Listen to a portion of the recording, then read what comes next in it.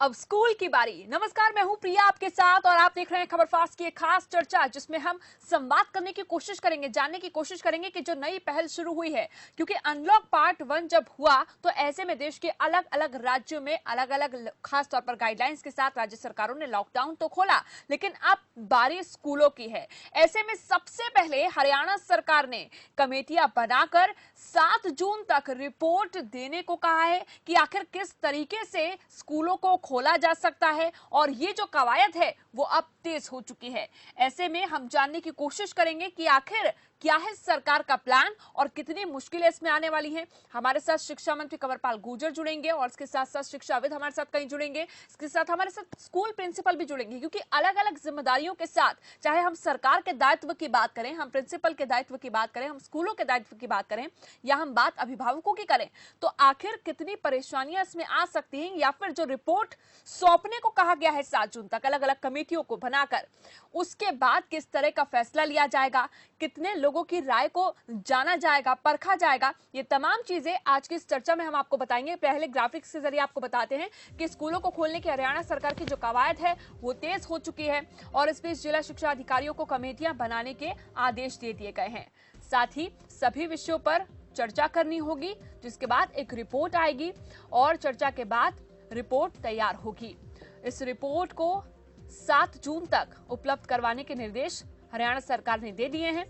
कौन कौन कमेटी में होगा? कमेटी का अध्यक्ष जिला शिक्षा अधिकारी या फिर जिला मौलिक अधिकारी सबसे पहले इस कमेटी में शामिल किया जाएगा। कमेटी का सचिव डाइट का प्रधानाचार्य होगा और इसके साथ ही आपको बताएं कि कमेटी में बतौर सदस्य उप जिला शिक्षा अधिकारी, खंड शिक्षा अधिकारी, खंड मौलिक शिक्षा अधिकारी भी शामिल होंगे।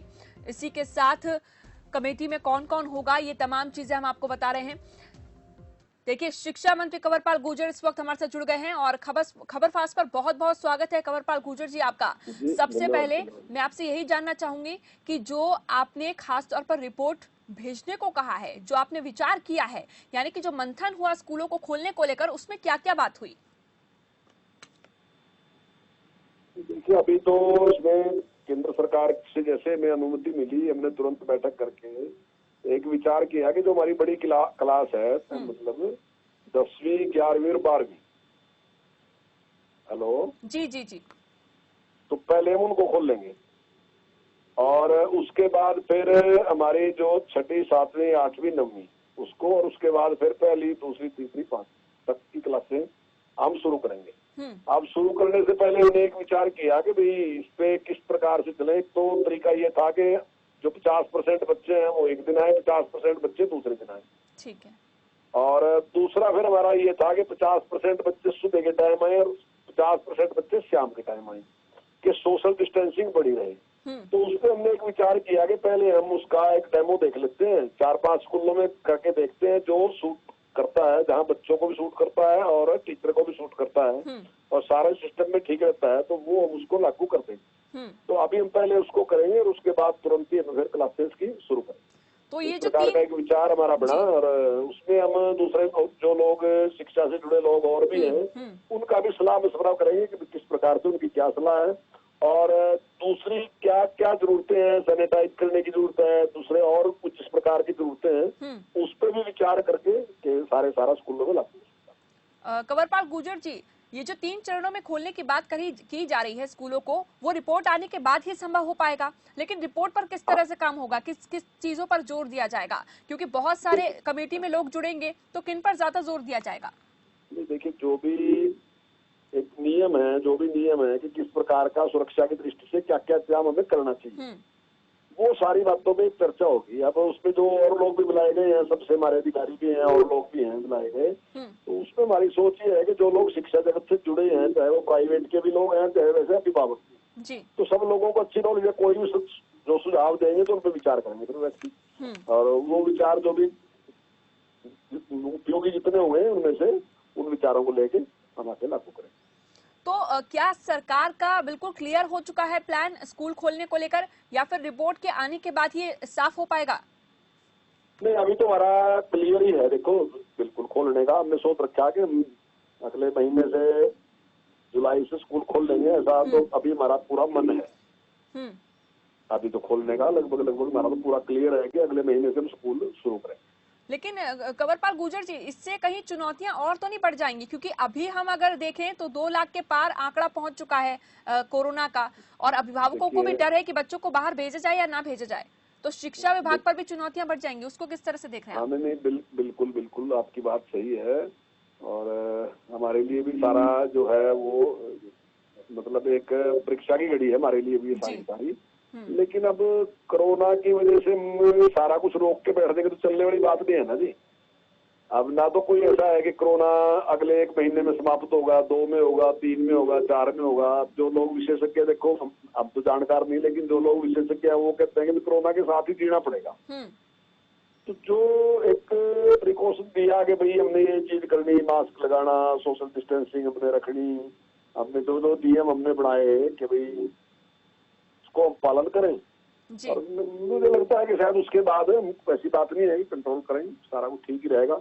अब जीवन तो देखो चल रही है, अब ये तो है नहीं कि कोरोना आ गया तो कोरोना की वजह से सारा कुछ बंद तो कर नहीं सकते। अब जैसे फैक्ट्री हमारी चलेगी, बाजार भी ऐसा ऐसा खोलती, सारा कुछ ऐसा ऐसा। अब अभी ये जो लॉकडाउन किया इसका ये फायदा रहा कि लोगों में इसके प्रति एक गंभीरता है। हम गांव में भी जाते हैं, कहीं भी जाते हैं, तो लोग लगभग मास्क लगा के रखते हैं और ध्यान रखते हैं कि भाई हमें नजदीक नहीं आना। तो सोशल डिस्टेंसिंग का भी ध्यान रखते हैं, सारी चीजों का ध्यान रख रहे हैं, ऐसा ऐसा उसके प्रति गंभीरता है। तो मेरा मानना यह है कि इस सारों का पालन करते हैं हमने अपने इस काम को चलाना तो है ही, तो शुरुआत तो करेंगे उसके बाद। जी बिल्कुल। लेकिन फिर भी हम सुझाव भी लेते रहेंगे, टाइम टाइम पे लोगों के सुझाव भी लेते रहेंगे, चीजों को देख देख के चलते रहेंगे। और हरियाणा सरकार ने ही सबसे पहले कमेटियां बनाने का जो फैसला लिया है, इस बीच अगर हम बाकी देशों को देखें तो बाकी देशों में तमाम तरह की मुश्किलें आई हैं स्कूल खुलने के बाद, क्योंकि बहुत सारे अभिभावक ऐसे हैं जो बच्चों को स्कूल भेज ही नहीं रहे। अगर इस तरह की स्थितियां या परिस्थितियां आती हैं हरियाणा में सामने, तो क्या उस पर भी विचार किया जाएगा कि स्कूलों को एक बार फिर? देखिए, बिल्कुल पल पल पे विचार किया जाएगा, हर बात पे विचार किया जाएगा। ऐसा नहीं है कि कोई फाइनल कर दिया और उसके बाद हम उस पर विचार ही नहीं करेंगे। जैसी परिस्थितियां होंगी उन पे हर उस पर विचार किया जाएगा, और जो भी लोग सलाह देंगे उस पर भी विचार करेंगे। सारी चीज को साथ लेके चलेंगे, विचार सब पे होगा, ऐसी बात नहीं है। लेकिन ये जो सबसे पहले निर्णय हमने लिया कमेटी दिएगा उसका, लेकिन क्योंकि सारे ही देश में ना कि अभी आप देखोगे कि सारे देश में इस प्रकार की कमेटियां भी विकसित होंगी, सब इसी प्रकार से कोई, जैसा कि क्योंकि सेंटर ने सभी स्टेट को कह दिया कि वो अपने हिसाब से खोल लें, तो हमने तुरंत उस पर विचार करना शुरू कर दिया। और हमने उस पर विचार करके, क्योंकि अभी तो 1 महीने में हम ये सारा कुछ करेंगे, सारा प्रोसेस में से आएगा, तब हमें लगेगा कि क्या क्या हमें इसमें प्रिकॉशन बरतने हैं, तो सारी चीजें हमारे सामने आएंगी। तो अगर टाइम पे हम शुरू करेंगे तो मेरा ख्याल कि हमारा अच्छा रहेगा। और उसे बिल्कुल, क्या बाकी राज्यों से, खासतौर पर हरियाणा के साथ वाले जो राज्य हैं, उनसे भी क्या इस बात पर चर्चा हुई है, या फिर हरियाणा ने नहीं, सिर्फ केंद्र की गाइडलाइंस के बाद चर्चा की? नहीं, अभी कोई चर्चा नहीं हुई। जैसे ही हमारे पास इसकी आई सूचना कि सेंटर ने मतलब परमिशन दे दी कि भाई सभी स्टेट अपना खोल सकते हैं, तो हमने तुरंत उसके बाद मीटिंग बुला ली, और मीटिंग बुला के हमने इस पर चर्चा करी कि भाई क्या क्या हो सकता है, किस प्रकार से हम खोल रहे। तो उसके बाद सारे अधिकारी बैठे थे, सारे अधिकारियों के साथ बैठ के मैंने इस पर चर्चा कर ली, और उसके बाद हमने काम शुरू कर दिया। और उसके बाद हमने एक डेमो के भी रखा कि 4-5 स्कूलों में एक डेमो कम देखें करके, उसमें मतलब कुछ क्लासें ऐसी हैं कि दिन में 50% सुबह, 50% शाम में चलाएंगे, और कुछ में ऐसा है कि एक दिन छोड़ के एक दिन चलाएंगे। तो जो भी सफल रहेगा उसमें हम चाहते हैं कि जो हम करें वो ऐसा हो कि बाद में दोबारा चेंज ना करना पड़े। क्योंकि बहुत बड़ी संख्या में 14,500 स्कूल है जहाँ हम करने जा रहे हैं, तो फिर बाद में विचार ना करें ये नहीं ये ठीक है, तो पहले ही हम सारा करके करना चाहिए देख के। बिल्कुल, और आने वाले 7 जून को जो रिपोर्ट आएगी उसमें भी देखना होगा कि क्या कुछ सुझाव आते हैं, और उसके बाद ही कोई कदम उठाएगी हरियाणा सरकार। बिल्कुल, जो अच्छे सुझाव आएंगे, देखिए कोई भी आदमी अच्छा सुझाव दे सकता है, इसमें कोई दो राय नहीं। जी, हर आदमी का अपना ज्ञान है, वो अगर हमें अच्छा सुझाव देगा तो प्रदेश के हित में, सबके हित में मानेंगे सुझाव। चलिए, कंवरपाल गुर्जर जी, बहुत बहुत शुक्रिया, आपने हमारे सभी सवालों के जवाब दिए। और 3 चरणों में किस तरह से स्कूलों को खोला जाएगा और उससे पहले एक डेमो क्लास भी ली जाएगी, उसके बारे में भी आपने जानकारी दी, और कमेटियों को बनाने की खास तौर पर आपने बात कही है। बहुत बहुत शुक्रिया कंवरपाल गुर्जर जी।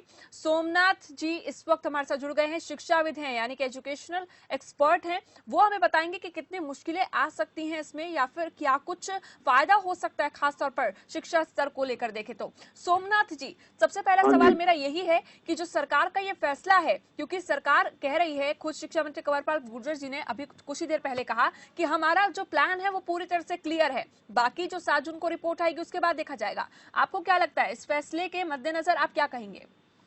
मेरा तो विचार ये है कि स्कूल बिल्कुल नहीं खुलने चाहिए जब तक थोड़ी बहुत कमी नहीं होती। अब भी डेली जो है हरियाणा में 200-250 केस बढ़ रहे हैं। खासतौर पे मैं गुड़गांव से बोल रहा हूँ, तो गुड़गांव में कल भी 125 केस थे, आज भी 50-60 ऊपर हो गए हैं। पूरी रिपोर्ट आएगी तो 100 से ऊपर जाएंगे, यानी 3 दिन में 400 केस बढ़ गए हैं। कोई भी पेरेंट बच्चों को स्कूल नहीं भेजेगा। ऑनलाइन क्लासेस कुछ स्कूलों में चल रही हैं, उन्हीं को कंटिन्यू करें। और सरकार तो कमर पाली गुज्जर साहब कह रहे हैं कि हम ये करेंगे वो करेंगे, कहने को ये योजना बना देते हैं, प्रैक्टिकली वहाँ क्या होता है वो हमें मालूम है, जो प्रैक्टिकली स्कूलों में रहकर काम किया जाए। लेकिन सोमनाथ जी, ये कहा जा रहा है कि 3 चरणों में से करके पहले देखा जाएगा, एक डेमो लिया जाएगा, उसके बाद ही विचार विमर्श किया जाएगा। इस पर क्या कहेंगे आप? मास्क लगाने को ठीक है, बच्चे सब मास्क लगा लेंगे, लेकिन जो सोशल डिस्टेंसिंग है, जो प्राइवेट स्कूल है, गवर्नमेंट स्कूलों में भी इतनी जगह नहीं है कि वो 1-1 मीटर की दूरी पर बैठे, बच्चे नहीं बैठ पाएंगे। इतना फर्नीचर नहीं है कि एक बेंच पर एक बच्चा बैठ सके। पहली चीज तो मुश्किल से 15%, 10% अटेंडेंस होगी, और अगर टीचर पढ़ाएंगे भी सही तो फायदा नहीं होगा सबको। जो ऑनलाइन चल रहा है उसको डेवलप कर सकते हैं, शहरों में हो सकता है, लेकिन गांव में ऑनलाइन भी मुश्किल हो सकता है। उसमें टीवी सेट लगाकर उस पर पढ़ाई करा सकते हैं। लेकिन बात नहीं है, आजकल तो गाँव में हर तरह की डेवलपमेंट है, तो गाँव में दूसरे तरीके से कर सकते हैं कि बच्चे स्कूल ना आए और घर बैठकर वो पढ़ें।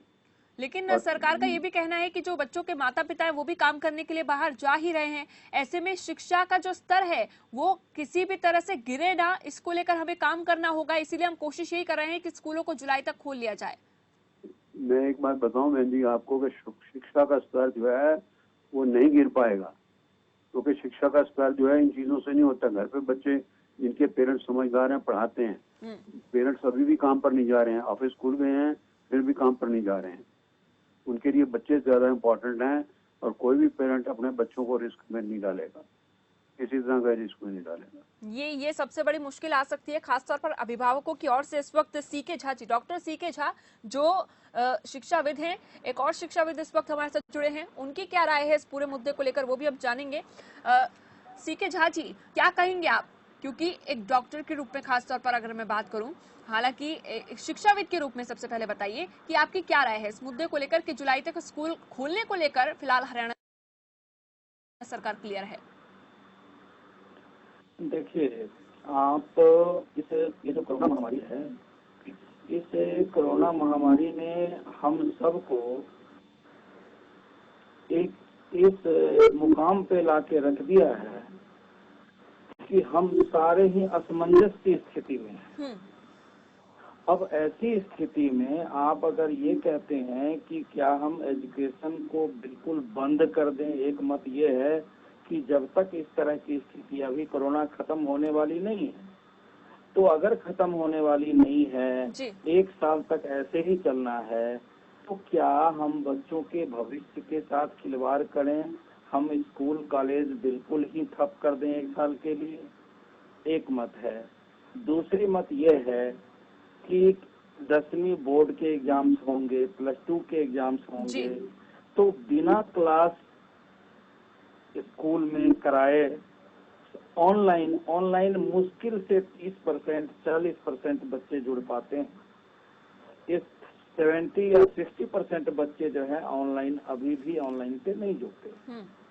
ऐसे में सोशल डिस्टेंसिंग का पालन करते हुए मैं समझता हूं कि हरियाणा गवर्नमेंट का जो आज के संदर्भ में आज की जो स्थिति है, अब जुलाई में क्या स्थिति आती है बात अलग है, जुलाई की स्थिति को देखकर अलग फैसला किया जा सकता है, लेकिन आज की स्थिति जो है, ऐसे में +2 10वीं से 12वीं तक के बच्चों के लिए पहले खोला जाए, सोशल डिस्टेंसिंग का पालन हो, और इसके बाद में उसमें क्या स्थिति बनती है उसका मूल्यांकन करके, और फिर बच्चे देखिए 1ली से 5वीं तक के जो बच्चे हैं उनके लिए चाहे आप 2 महीने और लेट कर दें, चल जाएगा, उसमें कोई ऐसी वो नहीं है। परंतु आप जो बड़े बच्चे हैं जिसके बोर्ड के एग्जाम्स हैं, +2 के एग्जाम्स हैं, तो उन एग्जाम्स के लिए जब बच्चे क्लासरूम्स में नहीं जाएंगे, जब तक पढ़ाई नहीं होगी, वो कैसे पेपर देंगे? और वो पेपर नहीं देंगे, मेंटली वो बच्चे भी टेंशन में हैं, ऐसा नहीं है कि अभिभावक टेंशन में है और दूसरे, अब रोडवेज की भी आज से शुरू कर दिया। कर्नाटक सरकार का डिसीजन आज यही हुआ है, जो हरियाणा गवर्नमेंट का डिसीजन है ऐसे ही कर्नाटक गवर्नमेंट ने भी डिसीजन लिया है कि कंट्रोलमेंट जोन जो है, जहाँ जहाँ इस तरह की परेशानियां हैं, ऐसे जगहों को रोक करके बाकी जगहों पर पहले 10वीं से 12वीं तक के बच्चों के लिए स्कूल खोले जाएं और उसके बाद में स्थिति लेकिन को आंकते हुए। हाँ जी बताइए। बिल्कुल, लेकिन अभी जो कमेटियां बनाई गई हैं खासतौर पर उनकी भी राय ली जाएगी। ऐसे में क्या लगता है आपको कि अभिभावक क्या अपने बच्चों को स्कूल भेजने में राजी होंगे भेजने के लिए, ऐसे वक्त में जब लगातार कोरोना बढ़ रहा है और 15 दिन के अंदर ही 1 से 2 लाख मामले हो चुके हैं? बिल्कुल नहीं, 1 से 2 लाख तो हो गए हैं, लेकिन हमारे हरियाणा में वो स्थिति नहीं है।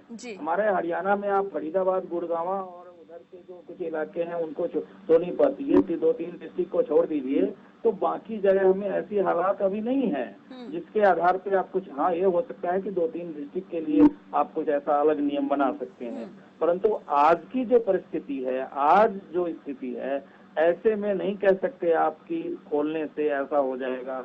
मैं समझता हूँ कि 10वीं से 12वीं तक प्रथम चरण में खोला जाए और उसके बाद में उसका मूल्यांकन किया जाए, और मूल्यांकन करके और उसमें सोशल डिस्टेंसिंग का पालन हो रहा है, क्लासरूम में इस तरह की व्यवस्था हो रही है, टीचर्स जो है ना उस सोशल डिस्टेंसिंग, मास्क आदि का पालन करा रहे हैं, बच्चे कर रहे हैं, ये सारी चीजें प्रावधान को मूल्यांकन करके और लास्ट में जा करके फिर आगे के लिए मैं अभी भी ये मानने को तैयार हूँ कि 1ली से 5वीं तक के बच्चों के लिए आप कुछ दिन टाल दीजिए, परंतु उससे ऊपर के जो हैं उनको स्कूल उनके लिए खोलना ही बेहतर रहेगा आज की स्थिति में। सोमनाथ हंस जी भी कुछ कहना चाह रहे हैं, शिक्षा मैं ये कहना चाह रहा हूँ, कॉरेस्पॉन्डेंस कोर्स भी चलता है, डिस्टेंस एजुकेशन भी चलती है, वो बच्चे पढ़ते हैं, 10th का एग्जाम भी देते हैं, 12th का भी एग्जाम देते हैं, उनको कौन स्कूल में जाता है पढ़ने के लिए?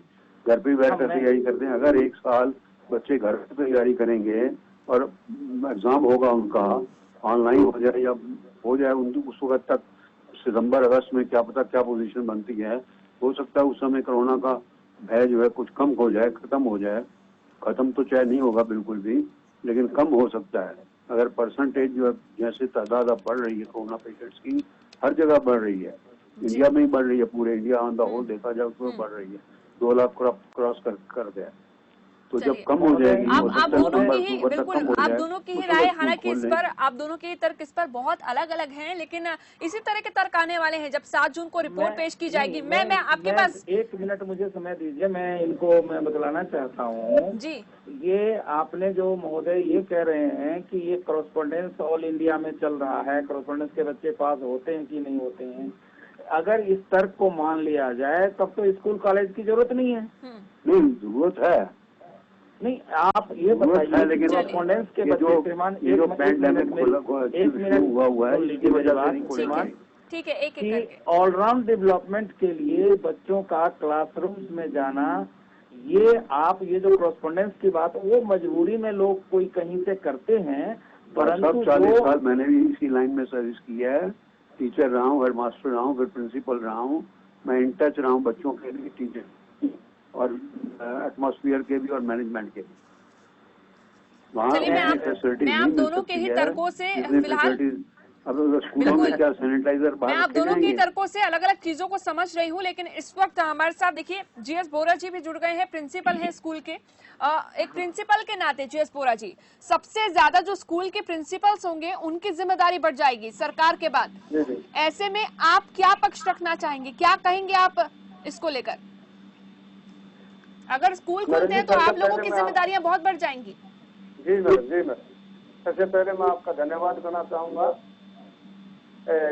मैडम, बात ये है, प्रिंसिपल होने के नाते सरकार का भी हम सहयोग चाहेंगे, क्योंकि आज गंभीर समस्या है। जैसे जैसे जैसे ये क्या है, लॉकडाउन में ढील दी गई है, ऐसे ही केस ज्यादा बढ़ रहे हैं। और आप यानी क्या, जो ही स्कूल खुलते हैं सबसे पहले तो मैं चाहूंगा सीनियर क्लासेस को ही परमिशन दी जाए और उसके साथ सरकार कोऑपरेट भी करे।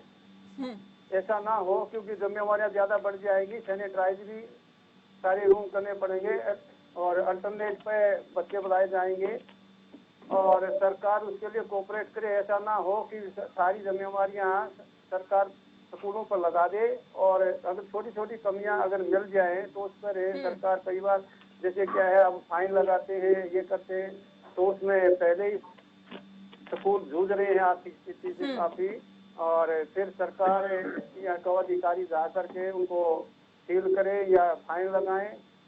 तो सरकार भी थोड़ा सहयोग करे। स्कूल के सभी प्राइवेट स्कूल जितने भी हैं सरकार के साथ हैं और सहयोग देना चाहते हैं। बच्चों का भविष्य विशेष से देखना चाहते हैं। प्रिंसिपल के तौर पर देखिए, एक प्रिंसिपल के तौर पर अगर मैं बात करूं, खासतौर पर टीचर्स और प्रिंसिपल जो होते हैं वो मानसिक दिशा को भी समझने की कोशिश करते हैं बच्चों की। ऐसे में अल्टरनेट डेज में बच्चों का आना और उनका वो प्लान समझना, क्या लगता नहीं है उससे कहीं ना कहीं उन पर दबाव पड़ेगा? दबाव, बिल्कुल दबाव पड़ेगा मैडम उन पर, और बहुत ही समस्या यानी क्या गंभीर है। और एक बच्चा भी इस तरह से यानी क्या है पॉजिटिव केस हो जाता है तो स्कूल की प्रिंसिपल को तो बहुत ज्यादा जिम्मेवारियां बढ़ जाएंगी सर। तो इसलिए या तो सरकार अभी थोड़ा सा और सिचुएशन को देखे और प्रिंसिपल के नाते मैं तो ये कहूँगा कि भी थोड़ा सा चाहे और देर हो जाए, चाहे 0 सेशन भी निकल जाए, लेकिन शिक्षा से पहले स्वास्थ्य जरूरी है, जीवन जरूरी है। एक प्रिंसिपल के तौर पर आपको क्या लगता है कि इसके जगह पर क्या विकल्प हो सकता है? बस ज्यादा से ज्यादा विकल्प क्या है, बड़ी क्लासेस का ही हो सकता है। 10वीं 11वीं 12वीं क्लास नहीं, अगर आपने देखिए बहुत सारी चीजें कही, कोविड-19 को लेकर भी कहा कि अगर कोरोना संक्रमण कहीं से भी कहीं तक फैलता है स्कूलों में तो वो और ज्यादा दिक्कत हो जाएगी। तो स्कूल ना खोलने के अलावा, यानी कि स्कूल ना खोलने का कोई और विकल्प क्या होगा? विकल्प ऑनलाइन ही है जी, ये ऑनलाइन ही शिक्षा दी जा सकती है बच्चों को। इसके अलावा और तो कोई विकल्प नहीं बचा। और बच्चे वैसे जुड़ भी गए हैं हमारे, अब हमारे बच्चे विकल्प इनका है मन तो ये कहीं विकल्प ही नहीं रहा, बल्कि बच्चे आदत आदि कर रहे हैं ऑनलाइन के। अब तो ऐसी कोई दिक्कत नहीं आ रही, हमें कई दिन से देख रहे हैं, 1.5-2 महीना से हमारे बच्चे सारे सही जुड़ गए, सारे काम करने लग गए हैं। और जैसे प्रधानमंत्री जी की भी यानी एक सोच थी कि डिजिटल इंडिया हो, तो बच्चे तो जुड़ गए शिक्षा से। बस ये है फिजिकली ही दिक्कत आ रही है थोड़ी। कुछ फैमिली ऐसी भी हैं, कुछ बच्चे भी ऐसे हैं जो एक्चुअली प्रॉब्लम में से गुजर गए हैं, लेकिन ज्यादातर बच्चे प्रॉब्लम सोल्व कर चुके हैं इस लाइन से। चलिए ठीक है, सोमनाथ हंस जी भी हमारे साथ जुड़े हुए हैं शिक्षाविद के रूप में। किसी सरकार के प्रिंसिपल साहब उम्मीद मत रखिए, सरकार कोई सहयोग नहीं देती किसी तरह का भी। सब कुछ जो कुछ आएगा प्रिंसिपल के ऊपर आएगा। जो शिक्षाविद है वो मैनेजमेंट साथ देती है, न सरकार साथ देती है। रगड़ा जाएगा तो प्रिंसिपल रगड़ा जाएगा, कोई भी कमी पेशी। सोमनाथ हंस जी, सरकार ये भी कह रही है कि हम अभी सिर्फ बड़े बच्चों को बुलाकर ही ट्रायल करेंगे और बड़े बच्चे समझदार होते हैं, लेकिन मानसिक दबाव का क्या किया जाए? जो गांव के स्कूल हैं उनमें सारी प्रोविजन कर सकेगी सरकार? नहीं करेगी सरकार। वो बाहर सैनिटाइजर रखवाना हो, हाथ पैर धोने हो, साबुन रखवाना, वो तक नहीं रखवा पाएगी। कौन रखवाएगा? वो सारी जिम्मेदारी प्रिंसिपल पर आएगी। वो सारी जिम्मेदारी प्रिंसिपल पर तो आएगी ही, स्कूलों पर भी आएगी, प्रिंसिपल पे ऊपर, स्कूलों पर भी आएगी, क्योंकि ये जिम्मेदारियां स्कूलों के ऊपर कहीं ना कहीं निर्भर करेंगी कि आखिर किस तरह से जिम्मेदारियां निभाई जाती हैं। The parents never ask the management, neither the government, they will catch hold of the principal only. Principal को पकड़ेंगे जो भी पकड़े। डॉक्टर सीके झा जी कितनी और बढ़ जाएंगी, उनका डिसिप्लिन देखेगा, पढ़ाई देखेगा, क्या करेगा principal. Doctor C K Jha ji, देखिए जिम्मेदारियां बढ़ रही हैं, एक तरफ सरकार की बढ़ रही हैं, दूसरी तरफ अगर स्कूलों की बात करें, चाहे वो गवर्नमेंट स्कूल्स हो चाहे वो प्राइवेट स्कूल्स हो, लेकिन इसके साथ साथ सबसे ज्यादा जिम्मेदारी अभिभावकों की भी है। अभिभावकों की जिम्मेदारी नहीं, अभिभावक तो कहेंगे स्कूल में कह दें कि हमें क्या पता क्या हुआ, जमीनी हकीकत अभिभावक नहीं जिम्मेदारी लेते, सब जिम्मेदारी। सोमनाथ हंस जी बिल्कुल, डॉक्टर सीके झा कुछ कह रहे हैं। डॉक्टर सीके झा जी कहिए। सबकी भागीदारी देखिए, ये इसको कोरोना संकट से निपटने के लिए जो भूमिका पेरेंट्स की है, जो भूमिका सरकार की है, जो शिक्षाविद की है, समाज के हर स्तर के लोगों को इसके बारे में सोचना पड़ेगा। किस तरह से? तो आवाज मिल रही है आपको सीके झा जी? आप ये देखिए कि अगर आप इसको डॉक्टर सीके झा जी, आपके पास शायद देर से आवाज हमारी पहुंच रही है। हाँ बिल्कुल, देर से आवाज हमारी पहुंच रही है आपके पास। 12वीं तक के बच्चों के लिए आप पहले स्कूल को खोलें, और फिर अगर आपको ऐसा कुछ लगता है कि हम वो आ रही, हाँ जी सुन पा रहे हैं? चलिए मैं आपके पास वापस लौटूंगी। और क्योंकि आवाज नहीं आ रही जीएस बुरा जी, क्या कहेंगे आप? जो सोमनाथ हंस जी ने कहा, उन्होंने कहा कि सारी जिम्मेदारी स्कूलों पर आने वाली है अब। हाँ, इसमें कोई डाउट नहीं है। सोमनाथ जी सही कह रहे हैं कि जिम्मेवारी सारी प्रिंसिपल पर ही आएगी। अब सरकार इसमें सहयोग भी नहीं देगी, ये भी सच्चाई है। सरकार उल्टा क्या है, जितना भी कुछ होगा तो सारा दोष प्रिंसिपल पे ही देगी, इसमें कोई डाउट नहीं है, ये सच्चाई है। लेकिन क्या है, कहीं ना कहीं कोई तो कदम उठाना ही पड़ेगा। नहीं, ट्रायल तौर पर, लेकिन ट्रायल तौर पर 10वीं और 12वीं के बच्चों को बुलाना। हाँ, 10वीं 11वीं 12वीं वही तो किया जा रहा है। ट्रायल अभी डेमो के रूप में बुलाएं, महीना 2 महीने बुला कर सोमनाथ जी, इतनी देर से हम यही तो चर्चा कर रहे हैं कि ट्रायल किया जाएगा, एक डेमो लिया जाएगा जिसमें 12वीं 11वीं और 10वीं के बच्चे होंगे। इसकी चर्चा तो हम लगातार कर ही रहे हैं कि एक डेमो लिया जाएगा। वो भी महीने 2 महीने के लिए देखें, अगर संख्या कहीं कोरोना पेशेंट की संख्या बढ़ने लगे तो बंद करने। देखिए, ये सिर्फ 3 से 4 दिन का कहा गया है। शिक्षा मंत्री कह रहे हैं कि अभी हम 3 से 4 दिन डेमो लेकर देखेंगे और उसके बाद देखेंगे कि स्थितियां परिस्थितियां किस तरह की होती है और समय दर समय आकलन किया जाएगा बार बार। देखिए, जान है तो जहान है जी, ये मैं आपको बता देता हूँ। ठीक है, अगर जिंदगी नहीं बचेगी तो पढ़ाई क्या करेगी?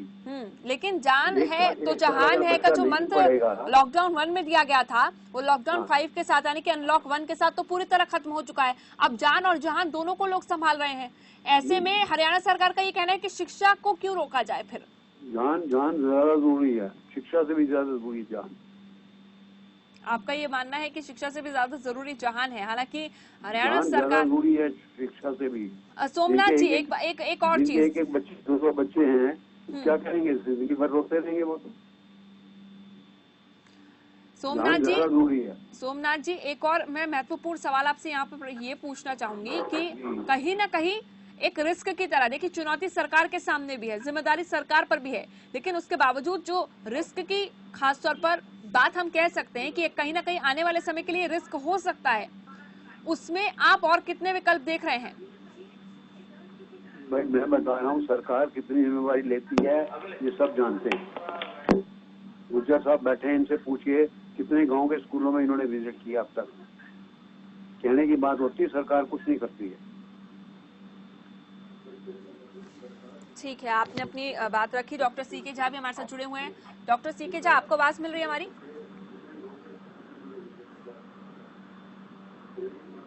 डॉक्टर सीके झा फिलहाल हमारे साथ संपर्क में नहीं है तकनीकी खामी के चलते। और आप सभी का बहुत बहुत शुक्रिया, क्योंकि बहुत ही महत्वपूर्ण पहलुओं को लेकर आज हम चर्चा कर रहे थे। शिक्षा मंत्री कंवरपाल गुर्जर सबसे पहले हमारे साथ जुड़े, उनसे हमने तमाम अहम सवाल पूछे। इसके साथ ही हमने एजुकेशनल एक्सपर्ट्स के साथ भी बातचीत की कि आखिर किस तरह की परेशानियां आ सकती हैं। हमने प्रिंसिपल से भी बात की, क्योंकि सबसे बड़ी जिम्मेदारी बन जाएगी प्रिंसिपल की कि आखिर किस तरह से बच्चों को संभालना है, स्कूल की सेफ्टी का ध्यान रखना है, स्कूल में सैनिटाइजेशन से लेकर टीचर्स की क्या भूमिकाएं रहती हैं उस पर भी ध्यान रखना है। तो क्या कुछ परेशानी हो सकती है आगे? हालांकि ये कहा जा रहा है कि अगर स्कूल्स और सरकार कोऑर्डिनेशन के साथ पल पल का आकलन करते रहेंगे तो हो सकता है कि शिक्षा सुचारू रूप से एक बार फिर से चालू करने में कहीं भी परेशानियां नहीं आएंगी। लेकिन दोनों ही शिक्षाविद अलग अलग तर्क देते हुए नजर आए और ऐसे में देखना होगा कि 7 जून को जो रिपोर्ट आती है उसमें अभिभावक, शिक्षकों या फिर तमाम लोगों का क्या कुछ कहना होता है और उसके हिसाब से किस तरह से सरकार इस पर फैसला लेती है और उस समय की स्थितियों परिस्थितियों का आकलन सरकार किस तरह से करती है। फिलहाल आज की इस चर्चा में बस इतना ही। दीजिए इजाजत, नमस्कार।